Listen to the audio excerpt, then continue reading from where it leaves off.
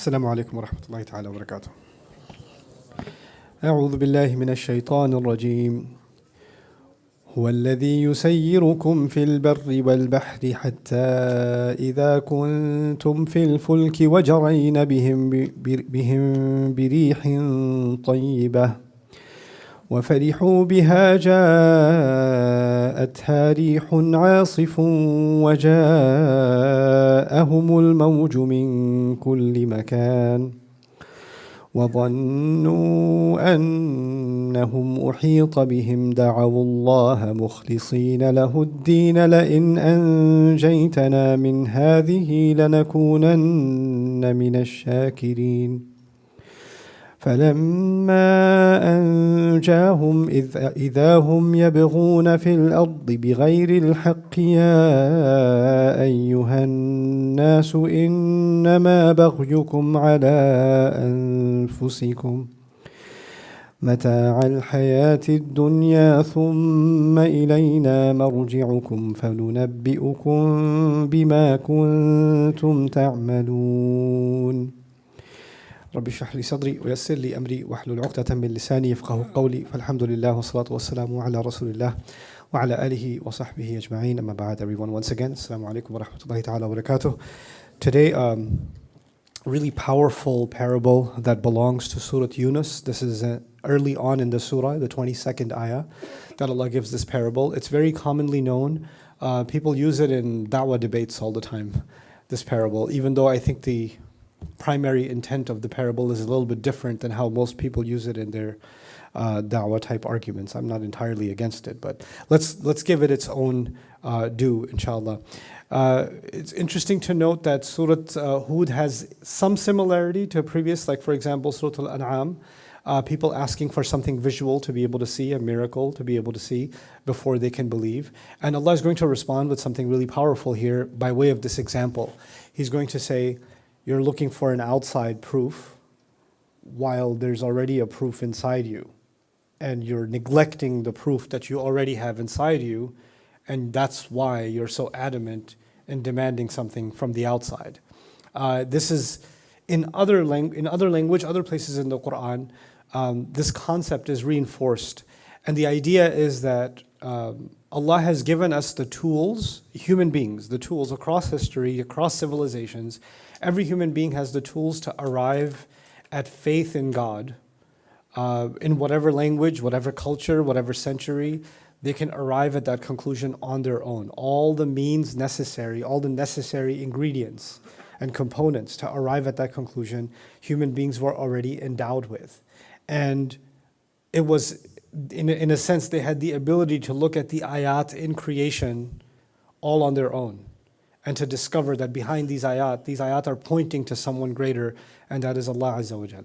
They could have arrived at that conclusion on their own. So they did kufr of that which is inside already. They denied what is inside already. They denied the ayat already. And when they deny revelation, it's actually not their first denial. It's their next denial. It's almost as if Allah Azza wa Jal describes that this is not the first act of disbelief you're doing. This reaches its climax in surahs later on in the Quran, like in Surah Al-Dukhan, Surah Al-Jathiyah also, إِنَّ فِي السَّمَاوَاتِ وَالْأَرْضِ لَآيَاتٍ لِلْمُؤْمِنِينَ. In the skies and the earth, there are miraculous signs for people who are going to have strong, complete faith. Like faith, al-mu'minin. Where did you get iman from? From the skies and the earth. You didn't get iman from revelation or a surah or a prophet. You got the iman from the skies and the earth. Right? So that's actually one of the arguments of the Quran that is universal. Now, picking on that universal imagery, Allah is going to take us onto this really interesting scene. And the first thing I want you to note about this scene, we're going to talk about today a little bit, is iltifat. Iltifat means transition. So in order to make the best sense of the wording of the ayah and the example that Allah is giving, I want you to review a little bit of basic English grammar. First person, second person, third person. What's first person? I don't know. You tell me. I know it's a hard question. I and we. Me. Us. That's first person. Second person is you, you all, etc., right? Or where I come from in Texas, y'all, right? yeah, or Australia use, so there's different versions, but you get the idea. The Guyanese, I like theirs, IUDs. That's what they say for you all. IUDs, Guyanese. Anyway, so that's second person. And third person is he, they, etc., right? Now, everybody knows when you're even in third grade English, your teacher tells you if you're going to start your sentence in third person, then continue going in third person. And if you're going to start it in first person, if your essay is in first person, then stick to first person the whole way. And if it's second person, then keep second person the whole way. And you have this idea of you can't just switch persons because it's bad language, right? Now, let's take a look at this ayah from the perspective of person. Again, first person, second person, third person. Let's begin. هُوَ الَّذِي يُسَيِّرُكُمْ فِي الْبَرِّ وَالْبَحْرِ. He is the one who facilitates for you. He's the one who creates ease for you in the land and in the sea. He creates ease for you. What person is that? That's second person. Okay, so we're on board. We're second person. Okay. Then he says, حَتَّى إِذَا كُنْتُمْ فِي الْفُلْكِ, until the moment you end up on board the ships, on board ships. Until the moment you end up on board ships. We're still in what person? Second person. Okay. وَجَرَيْنَ بِهِمْ بِرِيحٍ طَيِّبَةٍ. And the ships start sailing away with them using a good wind. The ships, they start sailing away with them using a good wind. Them, what person is that? That's third person. We started with second person. He made ease for you in land and sea. He boarded you onto ships. The ships start sailing away with them with a good wind. فَرِحُوا بِهَا. And so he says, وَفَرِحُوا بِهَا. And they were elated because of the wind. The wind is, because when you're sailing and you're out at sea back in the day, the wind really makes a huge difference in how fast the travel is going to go. So if it's a good wind, especially in the direction you need to be going, then the captain's very, very happy. This is a good wind, right? So they became very happy that the winds are good, it's pleasant, and it's moving forward. Okay, وَفَرِحُوا بِهَا. They were elated on account of those winds. What person is that? They were elated. Third person. So we switched over from second to third. Okay, let's keep going. He says, جاءتها ريح عاصف وجاءهم الموج من كل مكان. A violent, abrupt, crushing, aggressive, inconsiderate, relentless wind came at them all of a sudden. And the waves started attacking them from every direction. From everywhere, waves started coming at them. So there was a scene of the ship sailing smoothly, and all of a sudden there's this wild wind, and it doesn't care for what gets in its path, and all of a sudden there's this terrible danger of the ship or the entire vessel flipping over. Okay. وَظَنُّوا أَنَّهُمْ أُحِيطَ بِهِمْ. And they were convinced that they are going to be overcome, meaning they're convinced that they're going to drown. The waves are too big, one big next slap of a wave, and it's going to be over. Okay. دَعَوُا اللَّهَ مُخْلِصِينَ لَهُ الدِّينَ. They called on to Allah with all sincerity and exclusivity of religion going to Allah, meaning they made their religion pure only for the sake of Allah in that moment and called on to Allah. Now, all of that is they. So we kept in third person now. We switched over from where we started. لَإِنْ أَنْجَيْتَنَا مِنْ هَذِهِ لَنَكُونَنَّ مِنَ الشَّاكِرِينَ. If you were to rescue us from this, we will absolutely become grateful or be among the grateful. If you rescue us from this disaster, we will become from the grateful. What person is that? That's the first person. It's all one ayah. This is all one ayah. It started in the second person. It moved over to the third person. And then it came all the way back into the first person. And so this is definitely not something your English teacher can handle in third grade. This is something else. And this is called iltifat. Iltifat in big word in Arabic, but easier word in English is transition. Transition. And just a quick comment about transitions. Of course, you guys don't watch movies because you're from Manchester, Sharif. So, or Oldham Mubarak, yeah. So these people in Leeds, they watch movies. You know what they do in films? In films, sometimes a producer will switch the camera angle. immediately. And then switch back to the camera angle. And then meanwhile, back at the ranch, and then they'll do something crazy and make it black and white, and that's supposed to be 20 years ago. And then they come back into color, that's right now. Or they will, kind of show two contrasting scenes right next to each other. If you read the script, that sounds incoherent. That sounds like, wait, just finish one thing and then go to the other thing. But when you look at the cinematography, switching the camera angles, switching the scenes, sometimes some crazy movies, you know what they start with? Astaghfirullah, they start with the last scene. Guys falling off a building, you might be wondering how this happened. And then it says 2 hours ago, and then there's the whole movie. I mean, you wouldn't know anything about that again, because ask the people in Leeds, they will tell you. Okay, so the point that I'm making is that in film, there's this technique of switching scenes, of switching persons, switching camera angles, right? And what's remarkable in the Quran, as one of its fundamental communication techniques, is abrupt camera angle changes. Because the language of the Quran is actually visual. And the Arabs, they lived in the desert, right? And the desert, there's not a lot to look at. I mean, if you've been, you know. I mean, you don't go to Mecca for the scenery. You don't go on a road trip between Jeddah and Medina for, oh my God, it's amazing outside. No, you don't. You just have to imagine the amazing things that happened here in history, but because right now there's not much to look at, right? It's just sand. So the Arabs of the ancient time, when they were traveling in the desert all the time, there was not much to look at. They weren't looking at beautiful, majestic snow-covered mountains, waterfalls. They weren't looking at, an oceanscape. They weren't looking at lush gardens. And that's not what they were looking at. That was not their scenery. So you know what? One of the things that happened with the Arabic language, even before Islam, is the Arabic language is endowed with a very active imagination. So the Arabic words in the Arabic language are very loaded with images. The words themselves are loaded with images. And then as a result of this desire for imagining vivid things, the Arabs in their poetry, in their language, in the styles in which they speak, constantly they evoked and poked the imagination all the time. And that's why one of the great features of the Arabic language, the classical Arabic language, is that almost everything is associated with something visual, something to imagine in your head. And then even abstract ideas are connected to some visual concept, right? And this is a remarkable feature of Arabic. Now, one of those features, not in the words themselves, but in communication, is iltifat. So let me show you some things that are happening by way of iltifat, then we'll talk about this parable. Now imagine, first of all, the camera. I'll use the camera example because now we're in 2024, I can talk to you about cameras.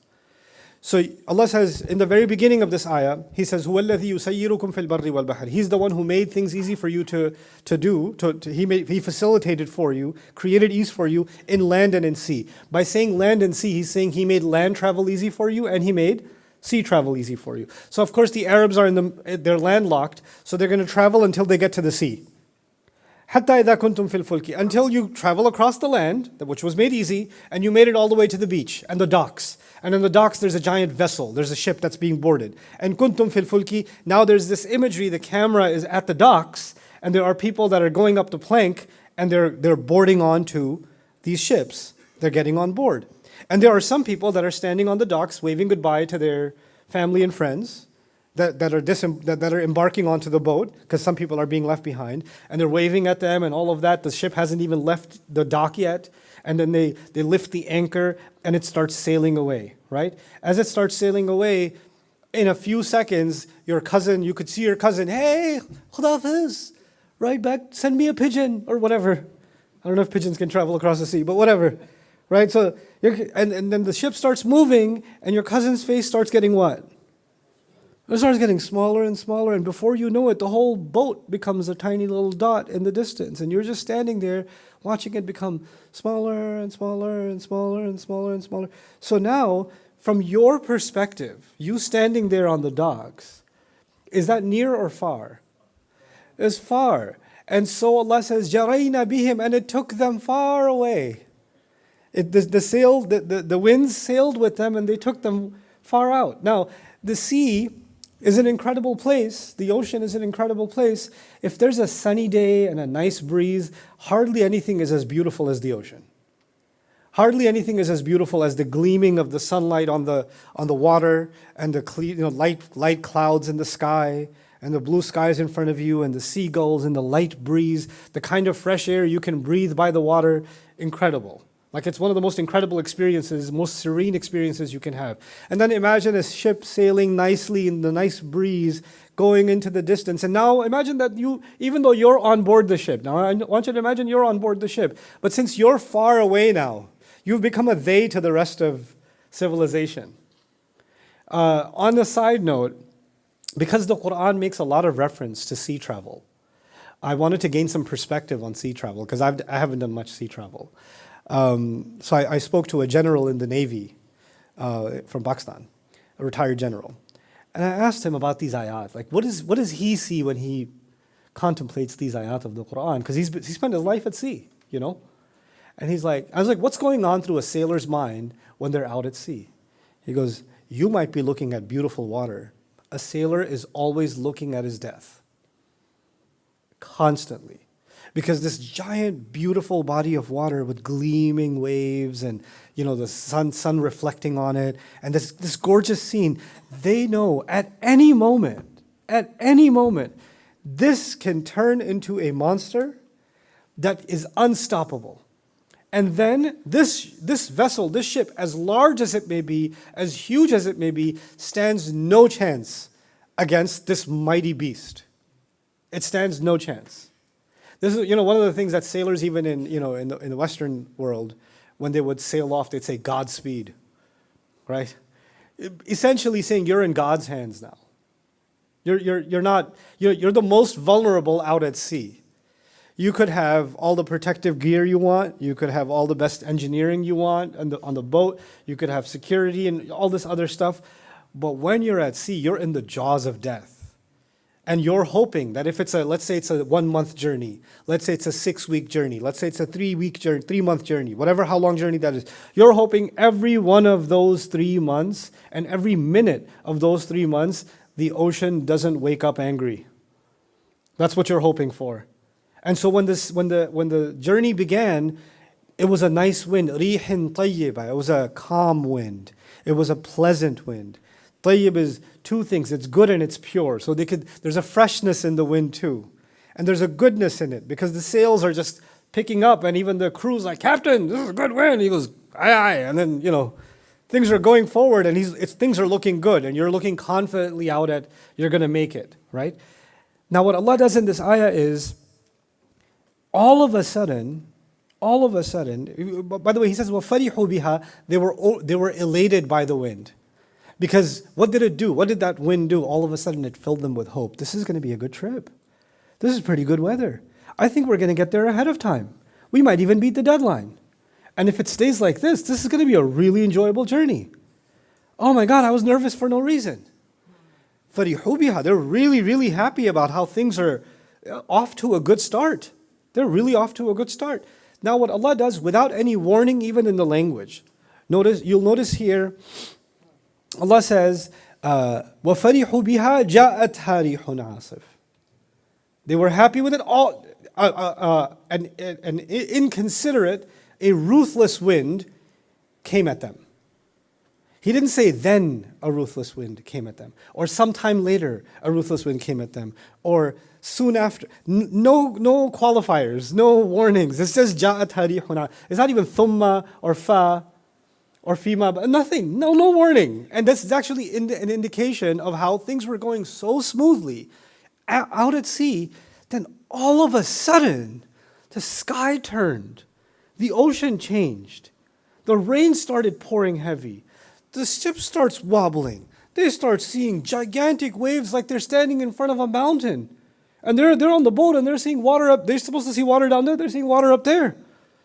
And it's coming and it's slapping them from one side, and they're like, okay, they're looking for it to come from that side again, and it comes from the other side. And they're looking for it to come from the other side. Now it's coming from the front, and the boat is about to tip forward, and then it's about to tip backwards. And the people on board are just getting tossed around inside the boat, inside this vessel, holding on to things, crying. You know, the sails are ripping open, you know. Some people have already fallen off board. There's people crying, there's people screaming, there's people saying, help, help, help. All of this is happening out of nowhere without any warning. When that happens, then Allah says, Da'u Allah. Then some of them were, some of them worshipped Lat, some of them worshipped Manat, some of them worshipped Uzza, some of them were agnostic, some of them were thinking about, I'm spiritual but not religious, I'm thinking about things at the moment. Some of them were scientific, materialistic, atheist, etc. They were all different variety of religious beliefs, variety of denominations, variety of convictions, philosophies. All of a sudden, you find all of them saying, "Oh God, please God, I'm sorry. Okay, I know, I messed up." And they're having these confessions, calling on God in whatever way they can, and they're not calling on all of the gods. They're not calling on the list of gods or the saints or nothing. Just, Lord, I know you're there. I know. I've been ignoring you. I know. And they're just making this massive confession. Mukhlisina lahudi. I know I've been bad, but if you just give me one chance, please make it stop. If you could just make it stop, I'll be so grateful. I promise I'll be so grateful. I promise. I mean it. And just that same person who was so composed, so wealthy that they could afford to travel by sea, so wealthy that they could get the VIP seat on the ship so they can have the best view of the ocean. That same person who was getting served by everyone else, and they were calling him master, master. He's now begging, master, master, save me. He's crying. He's turned into this desperate beggar, child even. It's a child even. In that moment of desperation. We promise you, we will absolutely be from the grateful. Now this parable, when I used to think about it back in the day, because I haven't traveled by sea, I've traveled by plane quite a bit. And one time there was an incident on a plane it was a couple of incidents. One of them was that we hit pretty hard turbulence. I was asleep. I sleep pretty well on the plane. So I fall asleep before takeoff. I wake up after landing. That's my thing. Okay. So I was gone. And I wake up and the Malakul Maut mask is hanging, and people are like, and the flight attendant is holding on to two seats, and this is what was happening. And I was like, oh, it's time to go. And the guy next to me, this is many years ago. The guy next to me was watching a movie. He had headphones on and he was watching it. There's a guy on the other side was listening to some music or something. He was just, But when I woke up, they were both, that's what they were doing. And you could hear people crying. And then, eventually the plane calmed down and they came and they put the Malakul Maut masks back in, right? And everything was calm. And guess what this dude did? And that guy put his headphones on, hit play again. Where was I? In that moment, they became a different person. They're like, oh, no, okay. Oh, my God, okay, that was just a natural disaster. Well, you weren't begging to nature. You weren't calling to nature. This is, again, something used to, mock atheists, and sometimes atheists respond with, well, even if people do that, and it's a known phenomenon, that people turn to God in these moments of desperation. That's just desperation talking. That's just desperation. I'm like, okay, fine, I'll give you that. If it is desperation talking, and let's just say it is, why is it that you would turn to God in desperation? The one thing that you've made your life, your whole identity is about the denial of God. And in your most desperate moments, by the way, when you are facing, you're staring down the barrel, you're staring down the jaws of death, this is a moment where you don't need to pretend about nothing. You could be as sincere and honest as you want. Guy sitting next to his wife, the plane's about to crash. I've hated you this entire time. I just want you to know that. Now he's making sure, he's really hoping they crash now because...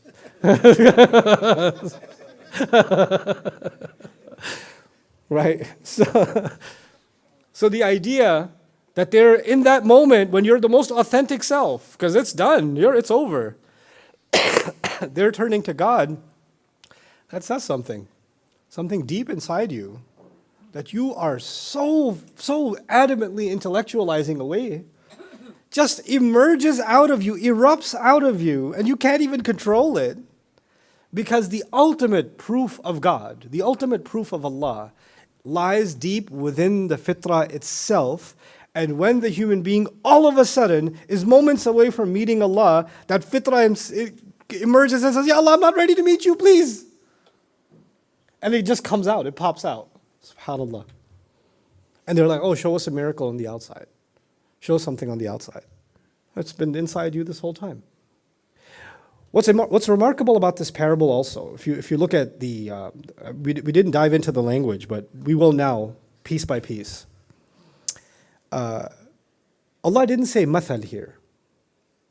You know, their example is the example of those who got boarded on two ships. مَثَلُهُمْ كَمَثَلِ مَنْ كَانَ فِي الْفُلْكِ. Something like that. He didn't do that. He just went straight into it without even saying that's an example. Even though it is an example, it's obvious it's an example. But other places so far we saw the ka, we saw the mathal, and there's no adatu tashbih here, nothing. It just goes straight in. Why? As if to say something amazing. Like I told you, I haven't done much sea travel. I'm sure many of you haven't done much sea travel. And it's quite possible that the Meccan audience, the majority of them, haven't done much sea travel. It's quite possible. But this is Allah's way of saying something incredible. You think those people out at sea are in so much danger because they're surrounded by the ocean and the waves can turn on them at any time. And that's why they're so vulnerable and they're so close to death. And they're just a moment away from being annihilated. But what none of you realize is you're all out at sea. This is your reality right now. You don't have to wait to get on board a plane or get on board a ship to be experiencing this reality. You and I embark on things all the time. Allah creates facility for us in every one of our journeys. Some of you are in an educational journey. Some of you are in a professional journey. Some of you are in a business journey. Some of you are journeying or venturing into getting married. Some of you are venturing to raise your children. There's all these journeys that we take on, all these ventures that we take on. And sometimes we're at the dock of those journeys. Just at the starting point of those journeys. You just got engaged. There's a big smile on your face. It's 2 days before the wedding ceremony. You're excited, etc. There's a, فَرِحُوا بِهَا. They're happy about it. They're taking pictures. They're celebrating. They're being congratulated left and right. There's this goofy look on their face all the time. That's at that moment, it's rihan tayyibah. And what does Allah do in life? What Allah does in life, doesn't matter which venture, whether it's marriage or children or business or education, sometimes a wind comes out of nowhere. And you get slapped with a wave from one side, and then another side, and then another side, and you're like, everything was going so well, and now everything has fallen apart. I'm drowning here. What happened? What happened? Ya Allah, I don't know what to do. And so you might find yourself, the business is tanking, or you're being sued by somebody, or you're in the trucking business and your truck went on fire, or this happened, or somebody filed a police report, or this happened, or that happened. Oh my goodness. Out of nowhere, or a sickness came, or a death came in the family. There are so many waves that you can get slapped with, right? And in those moments, when they get hard enough, we just, in that moment of desperation, we turn back to Allah. Ya Allah, just let us ride this storm. Just make this storm be over. I know I've been ungrateful. I'll never be ungrateful like this again. لَإِنْ أَنْجَيْتَنَا مِنْ هَذِهِ. The hadihi is really important. Because the word hadihi suggests the immediate problem is so massive that I can't even think beyond that anymore. I don't think about the future. I don't think about life. I don't think about nothing. My entire universe has become this problem. Just get me out of this. That's all I can think about. It's a silly comparison, but in the spirit of comparisons, some people can't handle hunger. I mean, in Ramadan, Allah gives us unusual ability to handle hunger and thirst. But generally speaking, outside of Ramadan, when you're not fasting and you're hungry for reasons of, you forgot to take your lunch with you, or you got stuck in traffic for a long time, et cetera, and you come home super hungry, and instead of the food being ready, there's a conversation that needs to happen. Hey, so I was thinking next month when we're gonna, can we, oh, just need to eat food right now. Yeah, no, but it's really important. Next month, I just need to eat food. You can't think past the food. Right now, لَإِنْ أَنْجَيْتَنَا مِنْ هَذِهِ. I get this off make this problem go away, and then I can think about tomorrow. There's this immediate, the nature of crisis is it blinds you of all things else. Everything else, you just can't think about it anymore. لَإِنْ أَنْجَيْتَنَا مِنْ هَذِهِ لَنَكُونَنَّ مِنَ الشَّاكِرِينَ. You know, this is an important side observation about the nature of crisis. The ummah has found itself in one crisis after another, after another, after another, and multiple crises at the same time, like right now, for well over a century. Like that's our normal now. Our normal is mass level disasters in one place or another, right? Something's always on fire. Some unthinkable disaster is going on. Some unthinkable human travesties going on with the ummah and with humanity at large all the time. And what's become of us is that we're always looking at one fire and we're like, if we could just get out of this, if you could just, Ya Allah, just get us out of this. And as soon as that, then it's the next one, get us out of this, and get us out of this, and get us out of this, and get us out of this. And we're constantly reacting to the next disaster. We're just in this reaction mode. Now, to give you a parable, if there's a building on fire and you're putting out the fire, and while you're putting out that fire, the people who are setting fire set building to the next fire. And you're putting out that fire. And then they set out the next one. And you're like, I got to do this one. Now I got to do this one. Now I got to do this one. And the people that are setting fires are a lot quicker than your ability to put out the fire. Yeah? And somebody says, hold on, step back.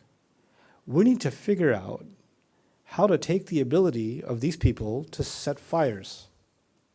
Because if we don't, we're constantly going to be putting out fires, and they're constantly going to be creating fires.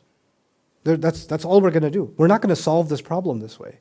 We need to put out the fire immediately, but we need to be thinking beyond the immediate crisis.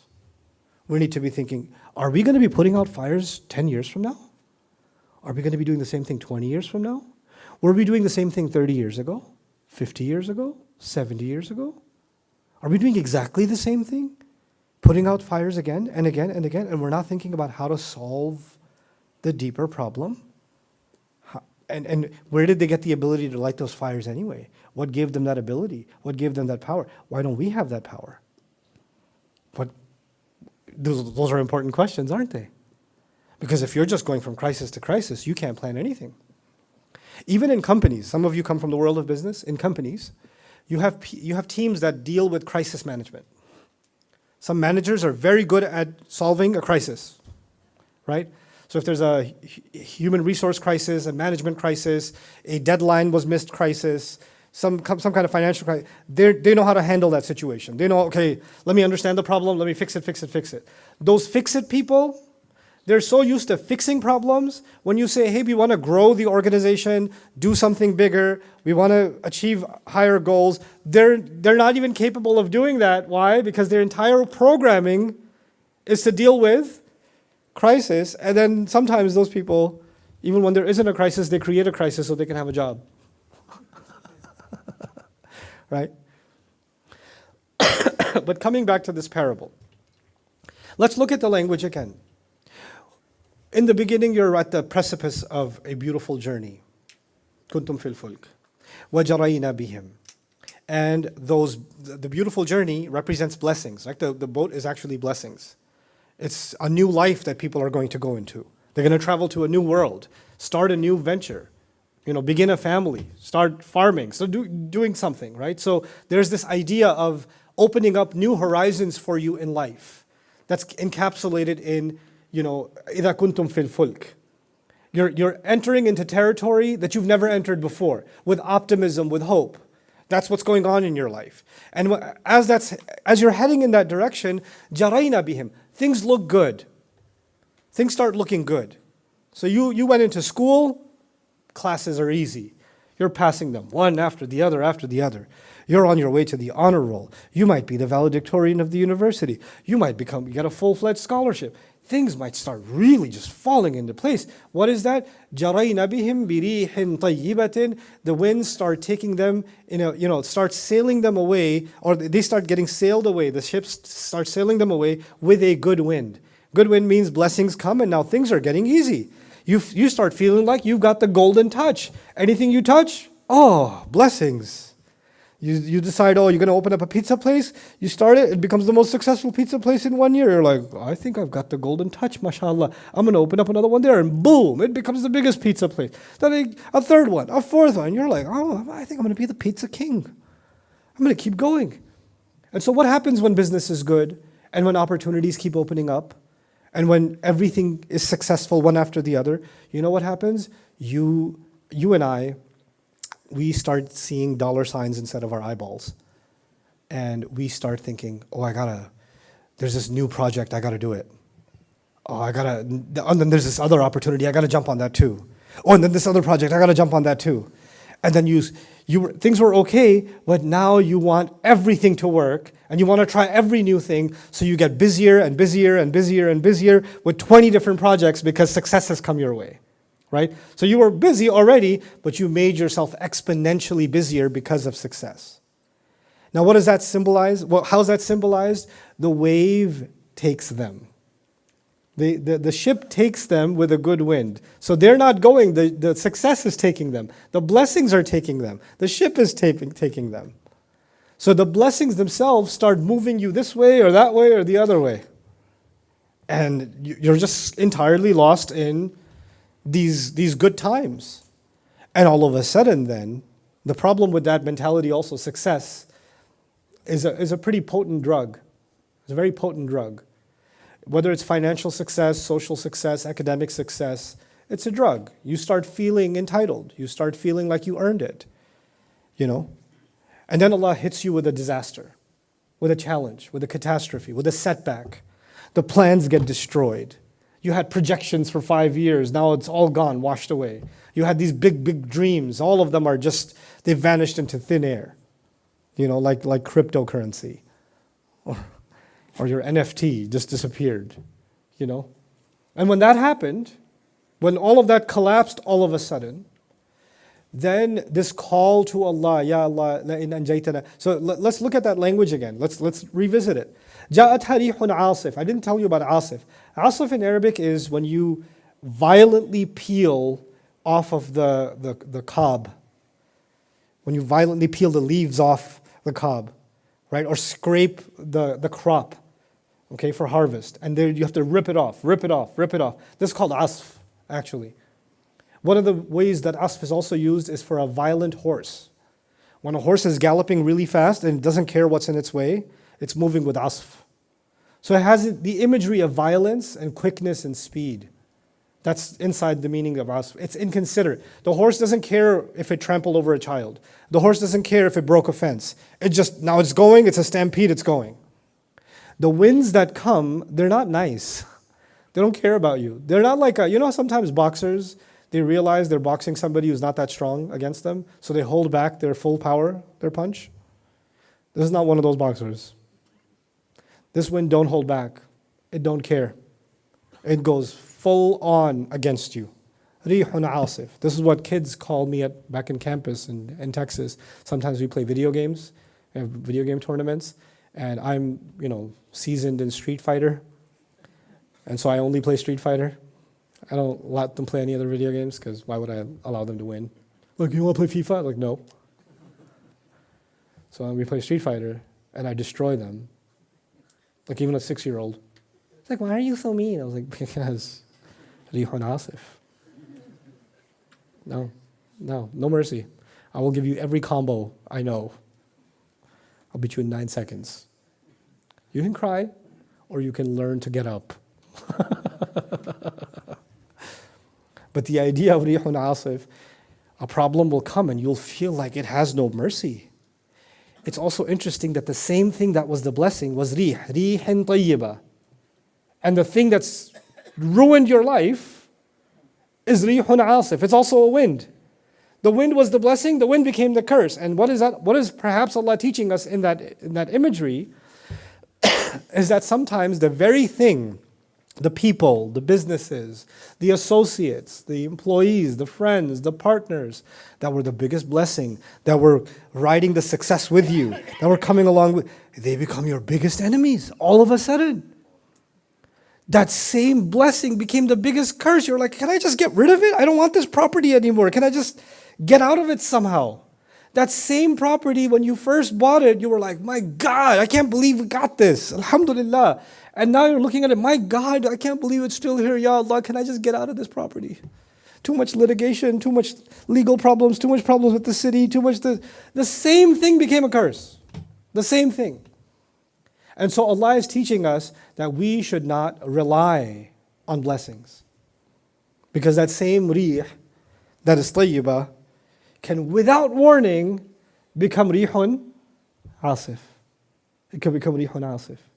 And maybe sometimes Allah does change a rih tayyibah, a good wind, into a terrible one, a ruthless one, just to remind the believer that the only one you can truly rely on is Allah.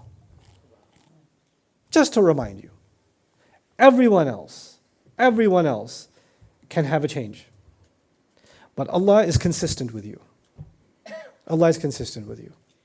So He says, وَظَنُّوا أَنَّهُمْ أُحِيطَ بِهِمْ. And they realized, by the way, if the waves are coming at you from every direction, you know what that also means? You can't get help. You can't turn to anybody for help. In fact, you turned this way for help, a wave came from this way. You turned that way for help, wave came from that way. It's also the image of extreme isolation. You're in a crisis and you can't even turn to help towards anybody. You have no trust with anybody. And now in this moment you realize you're just completely going to be overrun, and you turn to Allah and you say that they turn to Allah mukhlisina lahuddin, calling on Allah, making their religion entirely sincere for Him. What does that mean? That they make their religion sincere for Him? All the pretense, all the ignoring Allah, all of that disappeared. All of a sudden you just want to be vulnerable and honest with Allah and pure, have a pure, real conversation with Allah. I know this is hard to understand because we don't deal with spirituality, as easily.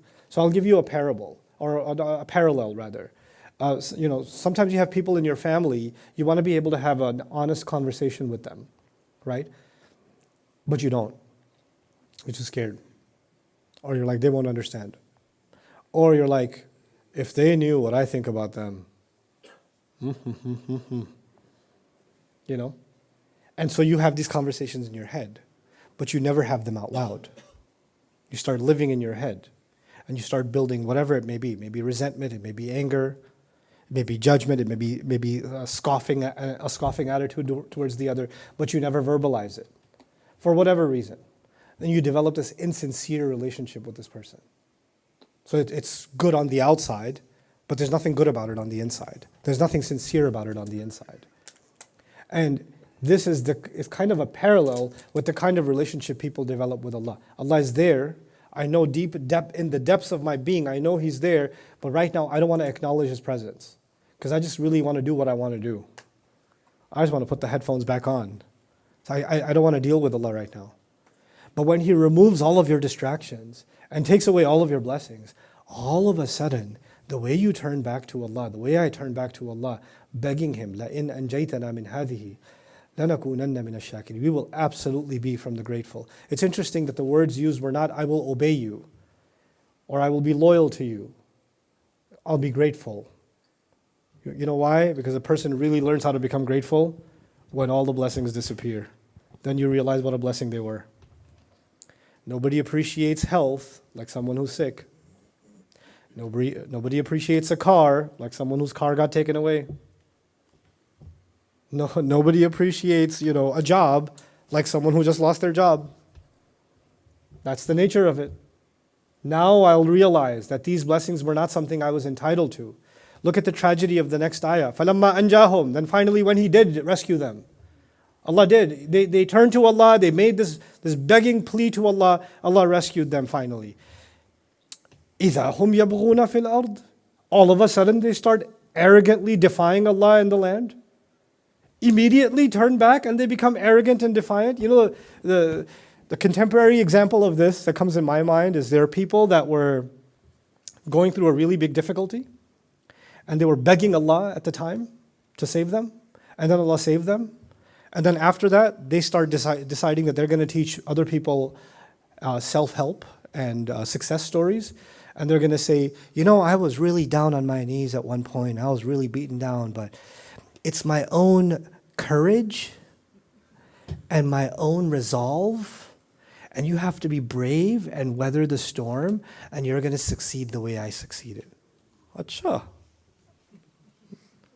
Well, at the time you were begging Allah to get you out of it. Once you got out of it, who got you out of it? Man, the storm I was in. You know what I survived? I survived a storm in the middle of the sea. Did you now? That's not what you sounded like when you were hanging by the raft, dangling off the side of the boat, side of the ship, saying, Allah save me, save me. At the time you weren't hanging saying, I will weather this storm, bring it on. That's not what you were saying at the time. But now that that's over with, now you can give a tech talk about it and change your story, right? When Allah rescues them, all of a sudden they become defiant and arrogantly defiant. Baghi has this idea of arrogance and being supreme. بِغَيْرِ الْحَقِّ, with no justification at all. Ya ayyuhan nas. Allah says, people, humanity, listen up. إِنَّمَا بَغْيُكُمْ عَلَىٰ أَنفُسِكُمْ. Your arrogant defiance only works against your own selves. It only works against your own selves. مَتَاعَ الْحَيَاةِ الدُّنْيَا. These are things to utilize and enjoy temporarily in worldly life. ثُمَّ إِلَيْنَا مَرْجِعُكُمْ. Then you will all be returned only and only to us. You're not even going to be returned to the bottom of the ocean. You're going to be pulled out of there and returned back to Allah. Like, it's a far more terrifying prospect than even drowning at sea, is to be pulled out of the drowning sea and be brought to trial in front of Allah, and to answer for your baghi, and to answer for your rebellion, and to answer for your fake sincerity in that moment, that temporary sincerity. Last comment, and I'll translate the ending of this ayah. فَنُنَبِّئُكُمْ بِمَا كُنْتُمْ تَعْمَلُونَ. We shall inform you of the things that you used to do. And I'll tell you one last thing about this ayah that I think is noteworthy in my mind. There's many more, but at least one more. There is such a thing as temporary sincerity. This ayah is evidence. You can have a moment in which you get clarity and you become completely not a hypocrite, not a sinner, not a defier, not a kafir. You became a full-on sincere believer. Mukhlisina lahu-d-din is quite a compliment in the Quran. That's not a light thing to say about somebody. So this person has experienced pure faith in that moment. And so it's a tragedy that you experience something so pure and you still let it go. You let that drown, ironically, right? Allah didn't let you drown, but you let this treasure that you acquired in the middle of the ocean. You found Allah Himself. You went looking for pearls, you went looking for whatever fish, you were looking for hunting for a whale, and you found God Himself. And you let that go. What a tragedy. Every one of us has to identify what journey we're on, what boat we're on, what waves are being hit with us, or what waves are coming at us, what blessings are distracting us, what blessings are taking us away. And we're just sailing away with them, and we're not thinking about where Allah wants us to be, what gratitude we're supposed to show Allah. May Allah Azza wa Jal make us contemplate His beautiful parables, and may Allah Azza wa Jal bring us closer and closer to Him, and make us grateful servants of Him. Barakallahu li wa lakum fil Qur'an al-Hakim, wa nafa'ani wa iyyakum bil ayati wa dhikr al-Hakim. Assalamu alaikum wa rahmatullahi wa barakatuh.